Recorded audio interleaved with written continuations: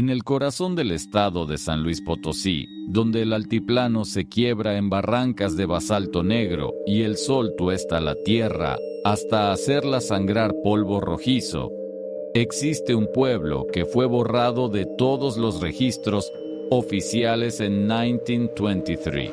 No figura en mapas, no tiene código postal y los pocos viajeros que accidentalmente llegan a sus calles empedradas con lajas volcánicas jamás regresan para contarlo. Santa Lucía de la Noche la llaman los escasos habitantes que aún persisten allí, encadenados por una herencia de sangre y terror que se remonta a casi 2 siglos. Mi nombre es Javier Mondragón. Y esta es la historia de cómo perdí a mi hermana Camila y cómo perdí también algo mucho más profundo que la vida, la certeza de que la muerte es un descanso. Porque en Santa Lucía aprendí que existen finales peores que el cese del corazón y que ciertos rituales funerarios mexicanos no nacieron para honrar a los muertos, sino para mantenerlos dormidos y sellados bajo toneladas de piedra, flor de cempasúchil y oración. Debo retroceder en el tiempo para que comprendan la magnitud del horror que habita en aquel lugar. Debo hablarles del doctor Amadeo Velasco y de cómo su locura trascendió la carne para convertirse en una institución eterna, una academia del sufrimiento donde los discípulos no se gradúan, simplemente se desgastan los dedos hasta el hueso arrancando piezas dentales a los condenados. El doctor Amadeo Velasco nació en 1841, hijo único de una acaudalada familia de hacendados que poseía la mitad de las tierras cultivables de la región. Desde niño mostró una inteligencia excepcional y una sensibilidad enfermiza hacia el sufrimiento ajeno que, con los años, mutaría en una obsesión patológica. A los 17 años, sus padres lo enviaron a la Ciudad de México para estudiar medicina en la recién fundada Escuela Nacional de Medicina. Allí, el joven Amadeo destacó en anatomía y cirugía, pero fue en el campo de la odontología, entonces una disciplina primitiva y brutal, donde encontró su verdadera vocación. El detonante de su transformación llegó en 1863, durante la intervención francesa. Amadeo se había casado con una joven de sociedad llamada Elena Martínez del Campo, descrita en las crónicas familiares como una mujer de belleza etérea y salud frágil. Elena padecía de una dentadura débil y durante el sitio de Puebla, sin acceso a cuidados médicos, desarrolló un absceso dental que derivó en una septicemia galopante.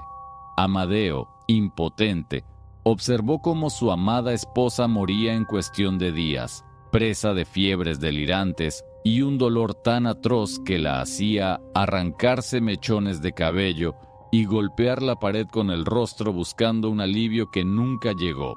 Algo se quebró dentro del joven médico, algo fundamental e irreparable. Tras enterrar a Elena en el panteón familiar de los Velasco, un mausoleo de mármol blanco que él mismo había diseñado como un palacio en miniatura, Amadeo desapareció durante 5 años. Viajó a Europa, según se supo después, donde estudió con los dentistas más renombrados y también con los más despiadados. En París, frecuentó los anfiteatros anatómicos, donde se practicaban extracciones en cadáveres frescos. En Londres trabajó en los hospitales de caridad, donde los pobres servían como material de práctica para estudiantes a cambio de un plato de sopa. En Viena, se sumergió en los estudios sobre el sistema nervioso maxilofacial, desarrollando una teoría que ya coqueteaba con el misticismo, que el dolor dental, llevado al extremo justo antes del colapso, podía abrir las puertas de la percepción humana hacia planos que los vivos no debían conocer. regresó a Santa Lucía en 1868, transformado.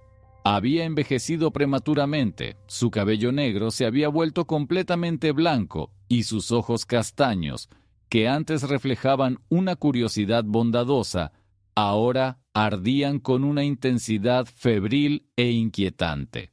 Trajo consigo baúles llenos de instrumental quirúrgico de última generación, frascos de cloroformo, láudano y éter, y una biblioteca de textos médicos que incluían tratados prohibidos sobre la fisiología del dolor. Instaló su consultorio en la planta baja de la casona familiar, una construcción colonial de 2 pisos con muros de cantera rosa y un patio interior donde crecía un gigantesco árbol de jacaranda. Pero detrás de la fachada respetable, el doctor Velasco había creado un espacio oculto, una cámara subterránea excavada directamente en la roca volcánica de la colina donde se alzaba el panteón. Un túnel secreto conectaba su consultorio con este santuario de tortura, y fue allí donde comenzó su verdadera obra. Al principio, sus pacientes eran los peones de la hacienda, indígenas nahuas y huastecos que trabajaban la tierra en condiciones de semiesclavitud. El doctor les ofrecía aliviar sus dolores dentales de forma gratuita, y ellos, que jamás habían visto un médico, acudían con la esperanza de un milagro. Lo que encontraban era muy diferente. Velasco había desarrollado la teoría de que la caries y la infección dental eran manifestaciones físicas de una impureza espiritual, un pecado de la boca que debía ser extirpado desde la raíz para purificar el alma. Según sus anotaciones, que después serían encontradas en cuadernos forrados con piel humana, el acto de extraer un diente sin anestesia adecuada, manteniendo al paciente en un estado de conciencia absoluta, generaba una destilación del espíritu que podía ser recolectada y utilizada para fines trascendentales. Las desapariciones comenzaron de forma gradual. Un peón que iba al consultorio y nunca regresaba a su jacal. Una joven sirvienta que entraba a limpiar la casona y de la que jamás se volvía a saber. Las autoridades locales, sobornadas por la fortuna de los Velasco, miraban hacia otro lado. Los peones, aterrorizados, comenzaron a huir del pueblo, pero en una región donde la hacienda era la única fuente de sustento, la huida significaba la muerte por inanición en el desierto. Muchos se quedaron rezando a la Virgen y a los santos para no ser los próximos convocados a la casona de la jacaranda. Para 1875, el doctor Velasco ya no se molestaba en ocultar sus actividades.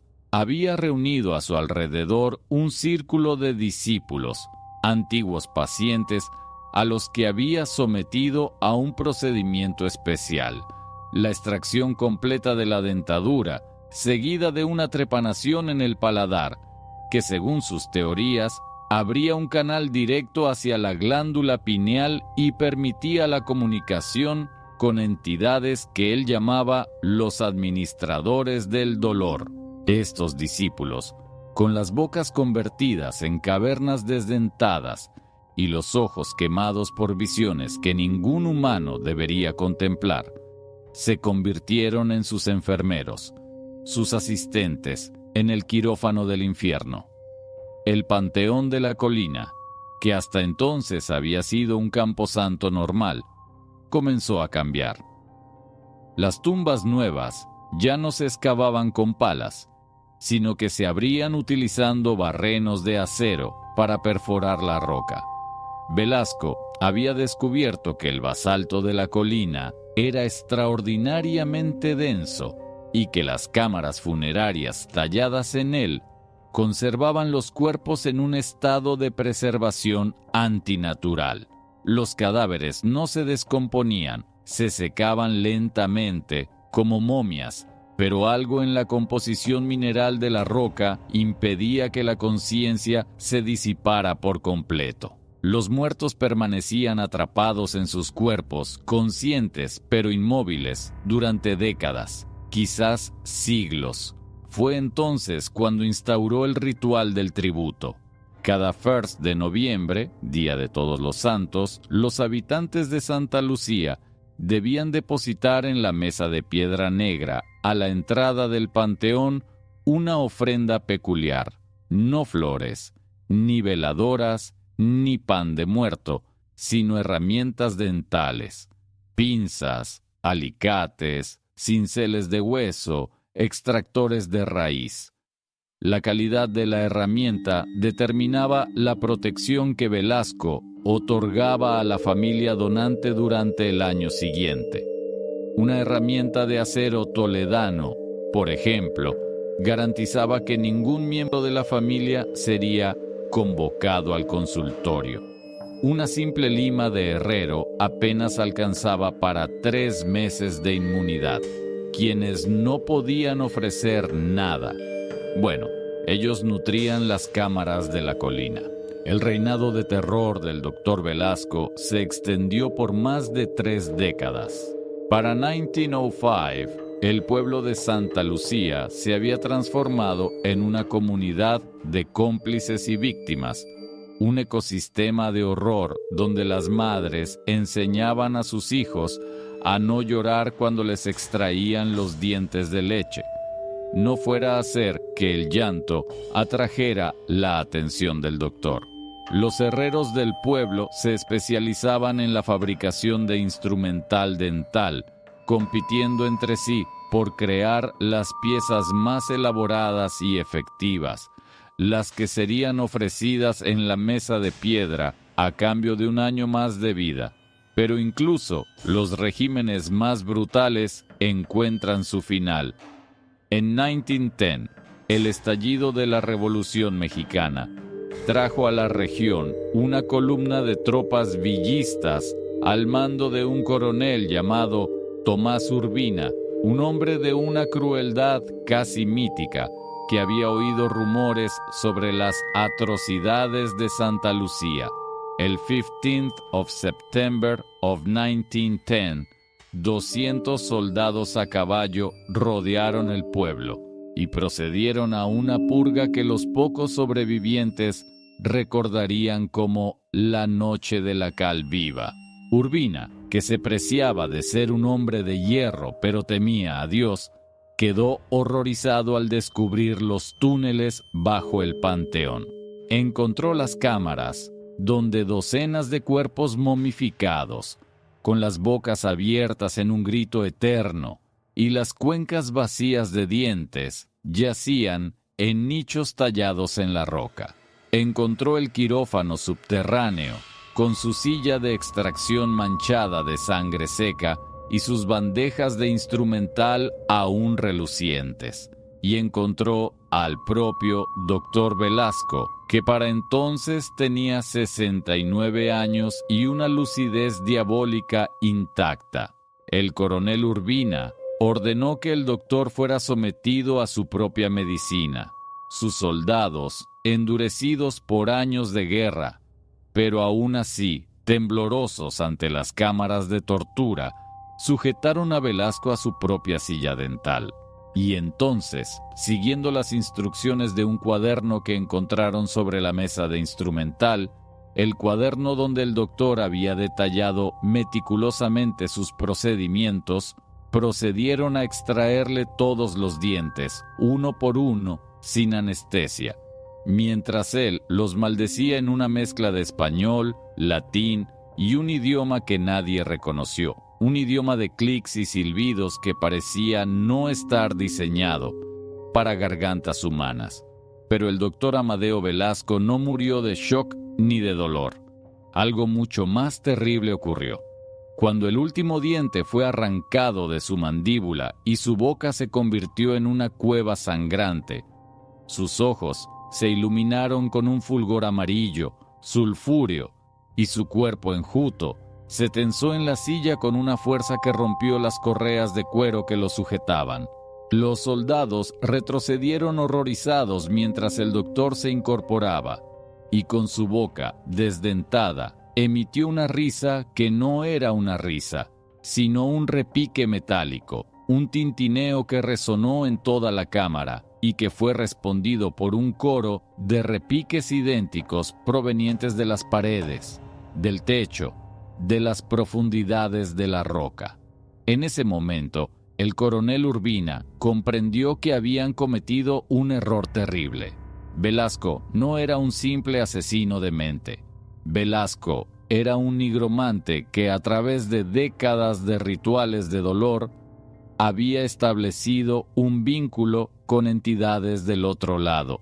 La extracción de sus dientes, lejos de matarlo, había completado el último paso de su transformación. Ahora su boca era un portal, una puerta abierta hacia un plano de existencia donde el dolor no era una sensación, sino una sustancia, un elemento tan real como el fuego o el agua. Urbina ordenó que el doctor fuera arrastrado hasta su mausoleo familiar y emparedado vivo dentro de él. En Múnich, los soldados trabajaron durante horas, sellando todas las entradas con ladrillos y argamasa, mientras desde el interior de la tumba seguía brotando aquel repique metálico, rítmico, incesante. Cuando el último ladrillo fue colocado, el sonido cesó abruptamente y un silencio antinatural, espeso como un sudario, cayó sobre la colina. Los soldados huyeron del pueblo al amanecer. El coronel Urbina ordenó que Santa Lucía fuera borrada de los mapas y que jamás se hablara de lo que habían visto. Pero el daño ya estaba hecho. Aquella noche, mientras los soldados acampaban a 20 kilómetros del pueblo, 17 de ellos se despertaron gritando, con las manos ensangrentadas y las bocas llenas de algo blanco y duro, dientes. Sus propios dientes que se habían desprendido de sus encías mientras dormían, como fruta madura que cae del árbol. Murieron en cuestión de horas, desangrados por las heridas bucales, con expresiones de un horror tan profundo que los compañeros que los velaron jamás pudieron olvidar. El tintineo había regresado. Segunda parte. La herencia de la locura. Pasaron más de 100 años. La revolución terminó. Los gobiernos cambiaron. El mundo se modernizó. Pero Santa Lucía de la Noche permaneció igual, suspendido en un tiempo propio, como un insecto atrapado en ámbar de terror. Las familias que habían habitado el pueblo durante generaciones desarrollaron rituales propios para sobrevivir. Los niños eran entrenados desde pequeños en el arte de la extracción dental. Se esperaba que a los 10 años ya supieran manejar un alicate con la misma destreza con que otros niños manejaban un lápiz. La mesa de piedra a la entrada del panteón nunca estaba vacía. Siempre había alguien que, desesperado por garantizar la seguridad de su familia, depositaba una herramienta robada del consultorio de algún dentista de la ciudad más cercana. Con los años, el panteón se había expandido. Las cámaras funerarias excavadas en la roca se multiplicaron, y los lugareños juraban que las nuevas no las cavaban manos humanas. Algo se movía dentro de la colina, algo que trabajaba sin descanso en las profundidades, ampliando su dominio.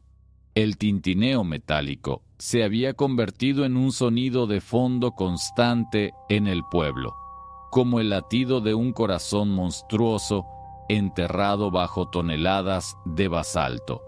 Los habitantes ya ni siquiera lo notaban. Se había integrado en su paisaje sonoro, tanto como el canto de los gallos al amanecer o el tañido de las campanas de la iglesia. Mi hermana Camila llegó a Santa Lucía en octubre of 2021.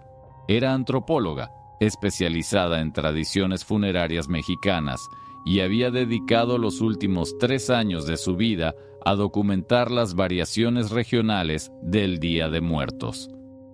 había visitado los panteones de Mixquic, Tzintzuntzan, Pomuch y Janitzio, fotografiando ofrendas y entrevistando a ancianos sobre los rituales que se transmitían de generación en generación.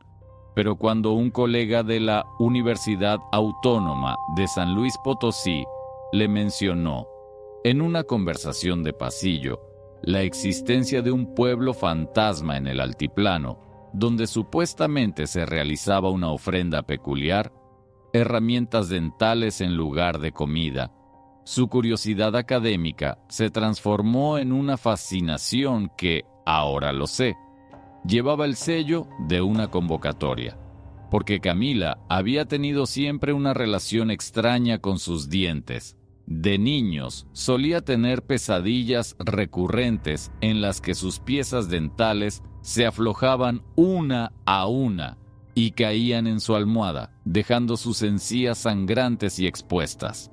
Despertaba llorando, con la boca dolorida y un sabor a metal en la lengua.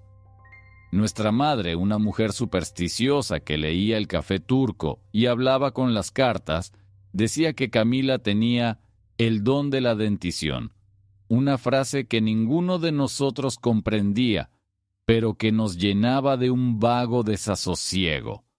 A veces, cuando Camila se miraba al espejo durante demasiado tiempo, susurraba que veía sus dientes moverse ligeramente, como si tuvieran vida propia y quisieran reacomodarse en sus encías. Cuando me llamó para contarme sobre su viaje a Santa Lucía, su voz tenía una cualidad que no le había escuchado antes, una mezcla de excitación febril y temor reverencial. Es como si hubiera estado esperando esto toda mi vida, Javi, me dijo. Como si este lugar siempre hubiera sabido que yo vendría. ¿Entiendes lo que digo? No lo entendía entonces. Ahora, después de todo lo que ha pasado, lo entiendo demasiado bien. El tintineo llevaba años llamándola, un susurro metálico en sus sueños que ella confundía con su propia intuición académica. Camila llegó a Santa Lucía el 27th of October, 5 days antes del Día de Muertos. Se instaló en la única posada que funcionaba en el pueblo, un caserón de adobe con techo de vigas carcomidas que olía a humedad y a algo más, algo orgánico y dulzón, como carne macerándose lentamente en algún sótano oculto. La posadera, una mujer de edad indefinida con el rostro surcado de arrugas profundas como barrancas, no le pidió dinero, solo le advirtió que cerrara bien la puerta de su habitación por las noches y que, si escuchaba golpecitos en la ventana, no la abriera bajo ninguna circunstancia.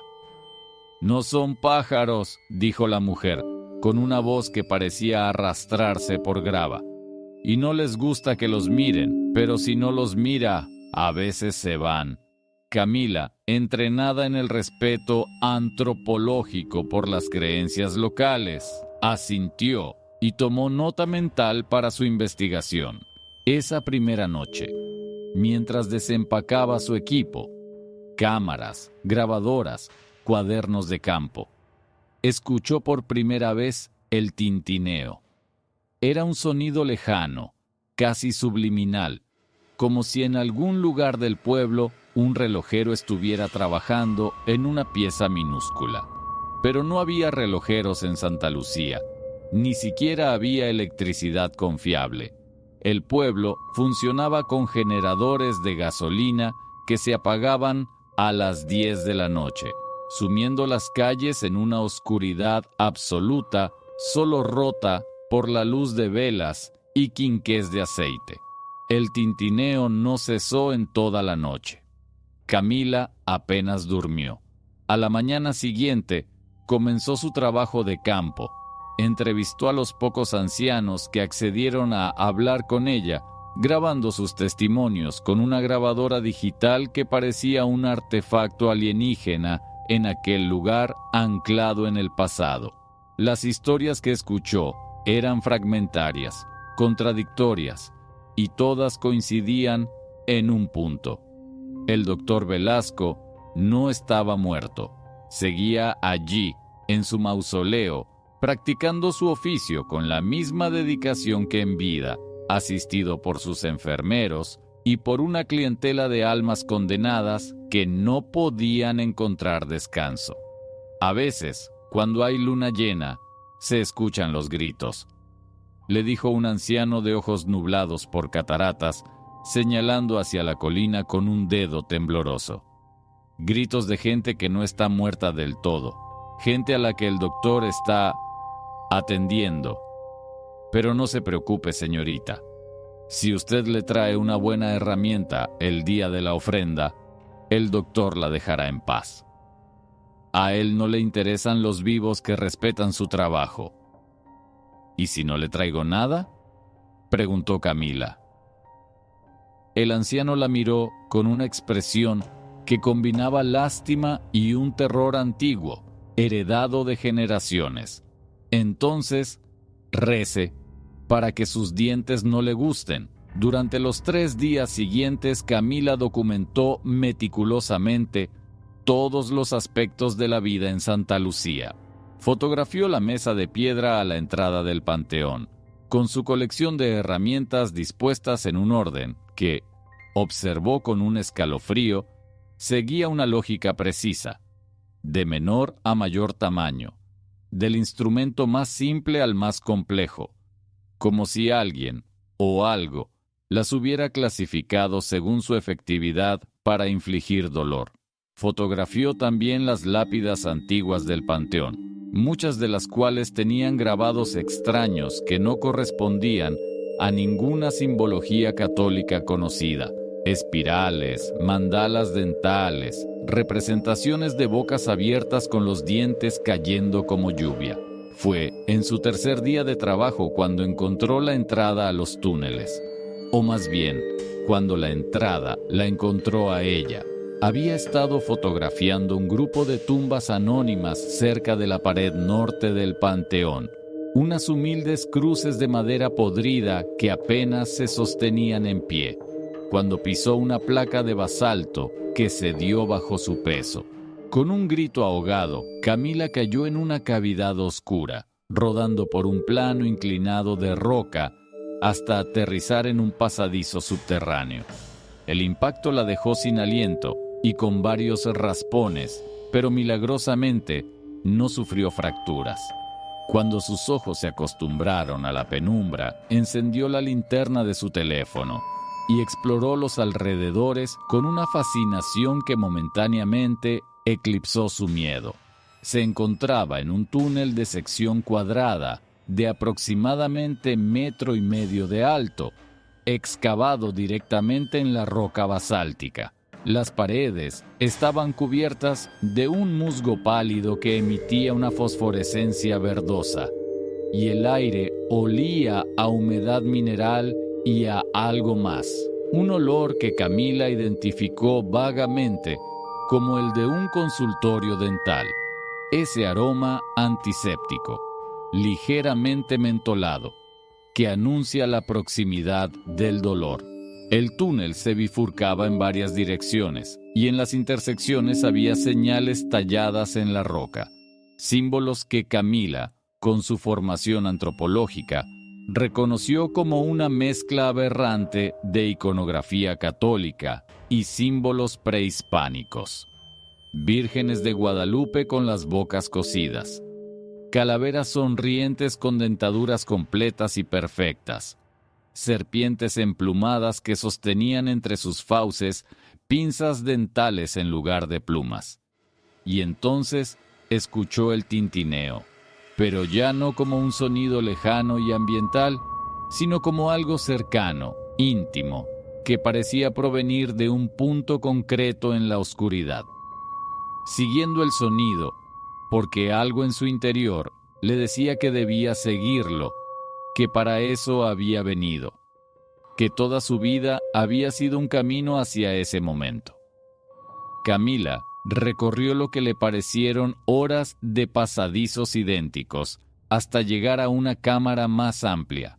Lo que vio allí cambió su vida y selló su destino. La cámara era circular, de unos 10 metros de diámetro, con un techo abovedado del que colgaban cientos, quizás miles, de hilos de los que pendían dientes humanos.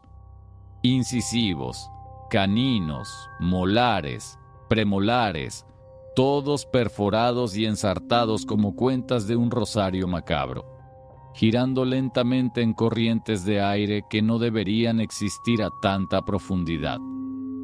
En el centro de la cámara se alzaba lo que parecía un altar, una losa de obsidiana pulida sobre la que reposaba un cráneo humano completamente desdentado, con las cuencas vacías rellenas de una sustancia negra y reluciente que Camila identificó como sangre coagulada y petrificada. El tintineo provenía del cráneo, no de su interior, sino de su superficie, como si cada milímetro del hueso estuviera vibrando a una frecuencia inaudible, generando ese repique metálico que era la banda sonora eterna de Santa Lucía. Camila, hipnotizada, se acercó al altar y extendió una mano hacia el cráneo. En el momento en que sus dedos tocaron el hueso, la cámara entera cobró vida. Los hilos de dientes comenzaron a entrechocar violentamente, produciendo una cacofonía ensordecedora. El cráneo se iluminó desde dentro con una luz amarilla y pulsátil, y de sus cuencas brotaron 2 chorros de luz líquida que se derramaron sobre la losa de obsidiana y comenzaron a formar figuras en el aire, imágenes tridimensionales hechas de humo y lumbre que mostraban escenas del pasado. Camila vio al doctor Velasco en su juventud, inclinado sobre el lecho de muerte de su esposa Elena, llorando lágrimas que caían sobre el rostro desfigurado por el dolor de la mujer. Vio su transformación en Europa, sus estudios con nigromantes y cirujanos locos, su pacto con entidades que se alimentaban de la agonía humana. Vio el quirófano subterráneo en pleno funcionamiento, con el doctor y sus enfermeros trabajando en pacientes aullantes, extrayendo dientes con una precisión ritual y depositándolos en bandejas de plata que luego eran llevadas a la cámara del cráneo para alimentar algo. Y entonces, en la visión más terrible de todas, Camila se vio a sí misma. Estaba en la silla del quirófano, con la boca abierta y sangrante, y el doctor Velasco, no el hombre joven de las visiones anteriores, sino algo que ya no era humano, algo con dedos de acero y ojos de azufre, se inclinaba sobre ella con un alicate en la mano. Junto a él, vestidas con batas blancas manchadas de sangre seca, había otras figuras, enfermeros, y entre ellos una mujer joven con el pelo negro y un lunar en la muñeca izquierda. Era ella misma. Camila se veía a sí misma como una de las sirvientas del doctor, ayudando a extraer los dientes de una versión futura de sí misma en un bucle eterno de sufrimiento y servidumbre. El grito que brotó de su garganta fue tan primario, tan visceral, que rompió el hechizo. Las visiones se disiparon, las luces se apagaron y los hilos de dientes dejaron de tintinear. Pero algo había cambiado. Camila sentía ahora una presencia en su cabeza, como un zumbido constante detrás de sus ojos, una voz que no hablaba con palabras, sino con impulsos, con urgencias, con una necesidad apremiante que no podía definir, pero que la llenaba de un terror abyecto. Necesidad de alicates, necesidad de dientes, necesidad de servir. Salió de los túneles como pudo, gateando por pasadizos que ya no recordaba, arañándose las rodillas y los codos contra la roca hasta emerger por una grieta en la superficie de la colina. Era de noche. Había pasado más de 12 horas bajo tierra. La luna llena bañaba el panteón con su luz espectral, y Camila, Temblando de frío y de pánico, regresó a la posada arrastrándose casi, incapaz de mantenerse en pie. Esa noche no durmió. Se sentó en la cama, abrazándose las rodillas, mientras el zumbido en su cabeza crecía y decrecía en intensidad, como una marea de estática que a veces casi formaba palabras. O sí las formaba. A ratos le parecía escuchar instrucciones precisas, descripciones anatómicas de procedimientos de extracción, consejos sobre cómo sujetar un alicate para maximizar el torque sin romper la raíz, conocimientos que ella nunca había adquirido, que ninguna investigación antropológica podría haberle proporcionado y que sin embargo ahora residían en su mente como recuerdos propios. Al amanecer, se miró al espejo del tocador de su habitación. Su rostro estaba pálido y ojeroso, pero eran sus ojos lo que la horrorizó. En el fondo de sus pupilas, casi invisible, danzaba una chispa amarillenta, un reflejo de azufre que no correspondía a ninguna fuente de luz natural. Y su boca, cuando abrió los labios para examinarse, notó que sus encías estaban ligeramente inflamadas y que sus dientes, sus perfectos dientes blancos, parecían flojos. No lo estaban, no realmente, pero sentía una movilidad ilusoria, como si estuvieran a punto de desprenderse en cualquier momento. El pánico la invadió de nuevo, pero esta vez mezclado con algo peor: resignación. Una parte de ella, la parte que ahora estaba conectada con el cráneo de la cámara subterránea, sabía que ya era demasiado tarde. Había tocado el hueso prohibido, había visto las visiones, había sido marcada. Las siguientes 48 horas fueron un descenso acelerado hacia la transformación final. Camila dejó de comer. Cualquier alimento sólido le provocaba náuseas y los líquidos le sabían a metal. Dejó de hablar. Su voz había adquirido una cualidad vibratoria que hacía que los escasos habitantes del pueblo retrocedieran persignándose al escucharla.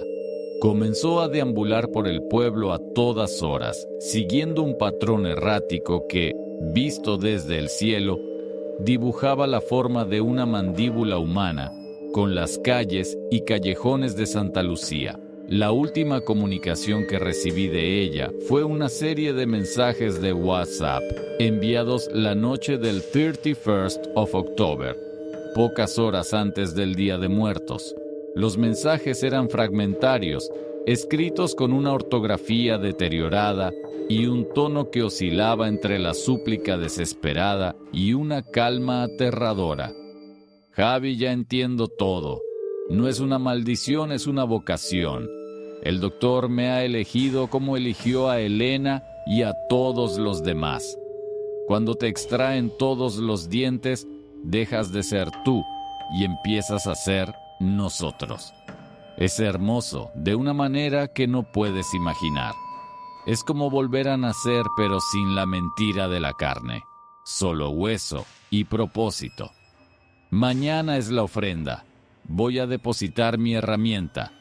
No es una tenaza ni un alicate. Es mi fe. Mi fe en el dolor como sacramento.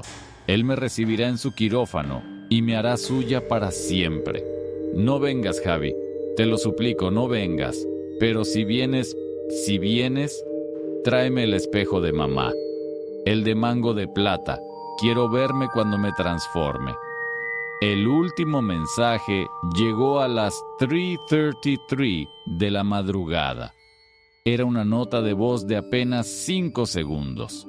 La abrí con el corazón en un puño y escuché, en medio de una estática densa, el tintineo metálico que ya empezaba a obsesionarme.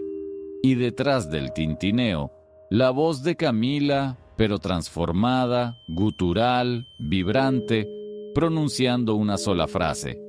Ya no soy Camila, ya soy instrumento. Tercera parte, el descenso. Tomé el primer autobús a San Luis Potosí esa misma mañana. No había dormido en toda la noche, consumido por una mezcla de terror, incredulidad y una determinación furiosa de rescatar a mi hermana de lo que fuera que la hubiera atrapado. En mi mente racional, un rincón que todavía se aferraba a la normalidad me decía que Camila había sufrido un brote psicótico, quizás inducido por el estrés del viaje, por la deshidratación, por alguna sustancia presente en el ambiente de aquel pueblo aislado. Me aferraba a esa explicación como un náufrago a una tabla, pero otra parte de mí, la parte que había crecido con las mismas supersticiones familiares que Camila, la parte que recordaba sus pesadillas infantiles y el don de la dentición que nuestra madre le atribuía, sabía que la explicación racional era un espejismo. Algo muy real y muy antiguo estaba operando en Santa Lucía de la Noche, algo que llevaba